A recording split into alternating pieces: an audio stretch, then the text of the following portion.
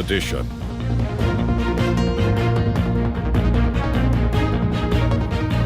Good evening, I'm Katie Cook. Governor Andy Beshear provided updated COVID-19 numbers for Kentucky today. 183 new cases were announced, bringing the total number of confirmed cases in the state to 13,630.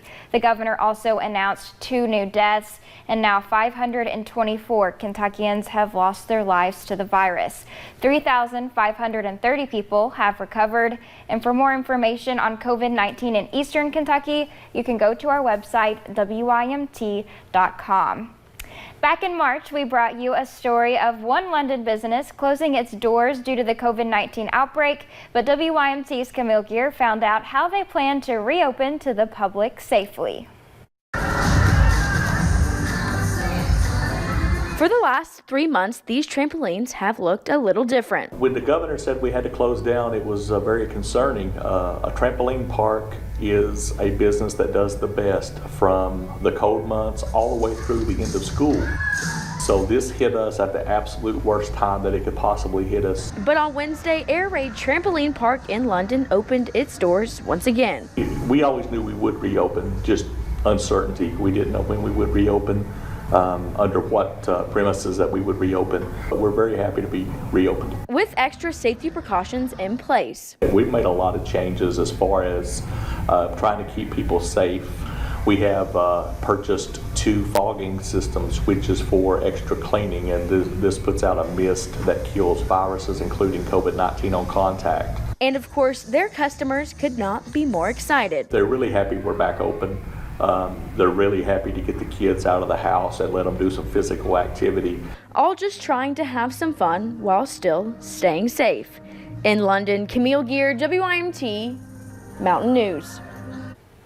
And Air Raid will start offering birthday parties on July 1st. Community members, pastors, and leaders came together in Georgetown today, pushing for change in their community. Prayer and unity were the 2 focuses in Georgetown, with people gathered together to honor the lives lost to police brutality. Kiana Fields, who organized the gathering, points out that those are big cases, but racial injustice comes in many different forms. We haven't necessarily reached the levels of police brutality, but that doesn't mean that biases don't still exist within our school systems, don't still exist within the hiring practices of the city, within the policy. Organizers say they understand that this kind of change takes more than one day, but they hope they started a conversation within Georgetown. Memorial services for Carol Barr will be held tomorrow and Monday. A statement from Congressman Barr's office says the funeral services will be streamed online for the public to view. Carol was the wife of Congressman Andy Barr. She died Tuesday at her home, and Carol worked as a healthcare representative for Pfizer. She grew up in Georgetown, Kentucky, and was a University of Kentucky alum. Congressman Barr has represented the 6th Congressional District of Kentucky since 2013. And in Louisville, Officer Brett Hankison has been fired in the aftermath of Breonna Taylor's death. Taylor Durden is in Louisville and has the reactions from protesters and Taylor's family. Voices in Louisville and across the country continue to chant Breonna Taylor's name, asking for justice. In the early hours of March 13th, officers were serving a warrant on Taylor's apartment. Taylor's boyfriend, Kenneth Walker, fired a shot, hitting one officer. Then the 3 officers returned fire. The acting chief says Hankison blindly fired 10 rounds into a patio door and window, some of those bullets traveling into the apartment next door. The family of Breonna Taylor relieved to hear the news of Hankison's termination. They're working on justice. They're working on it. We just need the other 2.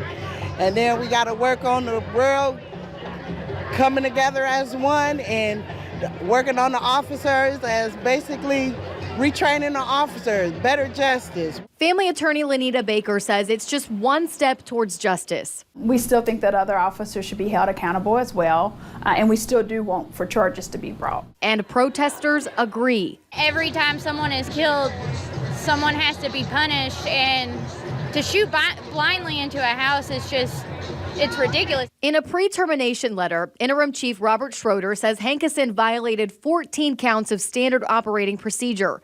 4 of those counts, obedience to rules and regulations. 10 counts, use of deadly force for each shot fired into the apartment. In the letter, Schroeder goes on to say that Hankison's actions are extreme violations of LMPD's policies, and his conduct is a shock to the conscience, adding he's alarmed and stunned Hankison used deadly force in that fashion, and that Hankison was never trained by LMPD to use deadly force in that fashion. He continues to say Hankison's actions brought discredit to the department, and Schroeder cannot tolerate that type of conduct by any member of LMPD.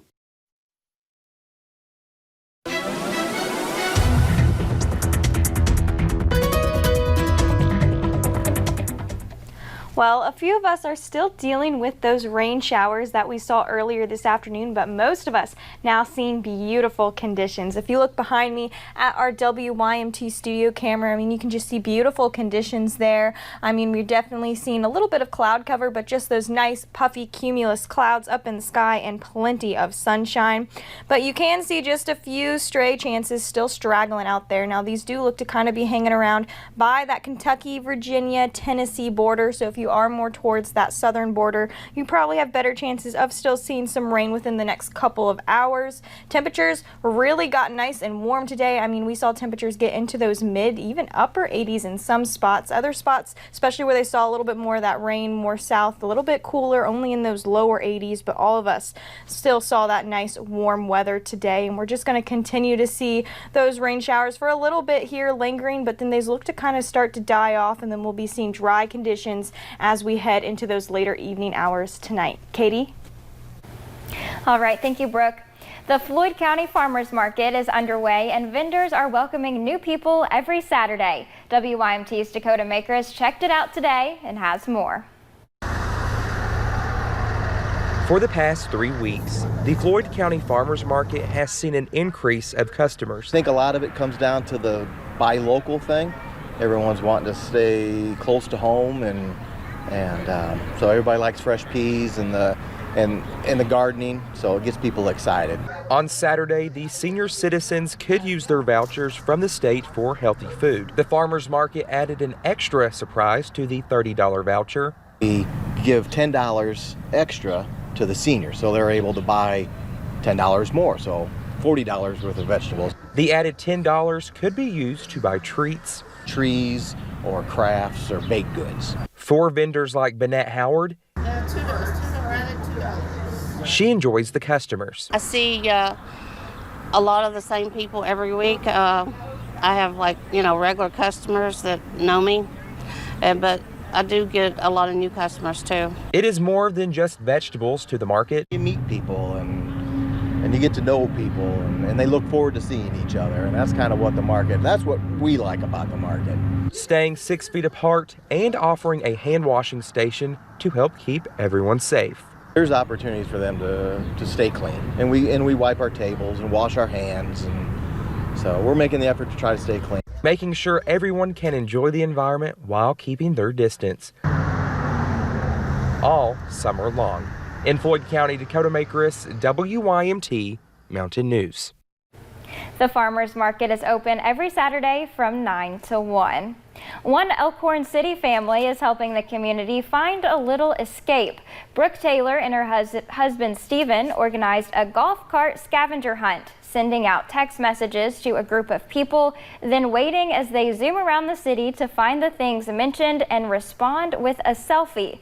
Taylor says it is just a way to shake things up and keep the community involved. I just thought, why not put a scavenger hunt together for my friends? And that's how it started. And it just, because of word of mouth, it just spread, and all different people from the community wanted to come in and take a part of it. Taylor says she and her husband spend around 45 minutes just looking for clues to use for each game, but she thinks the time is well invested. Father's Day is just a day away, and many folks are celebrating this weekend amid the pandemic and heightened racial tensions. Krista Frost shows us how one group spent the morning pampering dads and showing the importance of fathers in a unique way. It's a Father's Day celebration that's more than just grabbing your dad a tie. It's a celebration that requires a tough conversation. To raise awareness of the importance of father engagement and how father engagement increases the positive life outcomes of children, families, and neighborhoods. Signs placed around Douglas Park, all sending facts and messages out about how important father figures are in a child's life. But sometimes the resources aren't always there. That's what these organizers are here for, to give them what they need and a little more. We have some gift cards from Kroger, and we have a local barber shop here just off Georgetown Street that donated some gift certificates for dads so they can get their haircuts. This year, the event looks much different than the past 15 years. In the past, the day started with a prayer breakfast, and then a couple of hundred of us would have marched through the community and come here to Douglas Park. And normally we would have had anywhere from 500 to 1,000 people that were circulating here in the park with music and barbecue and a family reunion sort of atmosphere.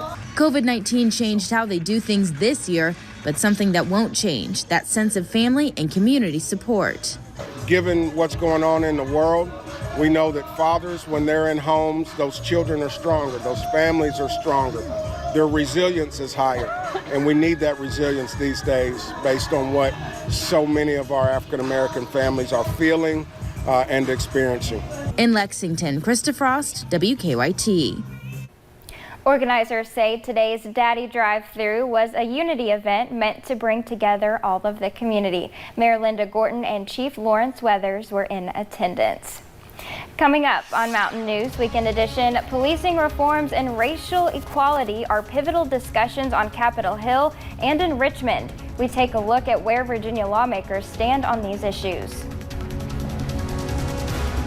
And if you have Father's Day plans, make sure you time them right. I'm going to tell you when that rain is supposed to arrive tomorrow, coming up.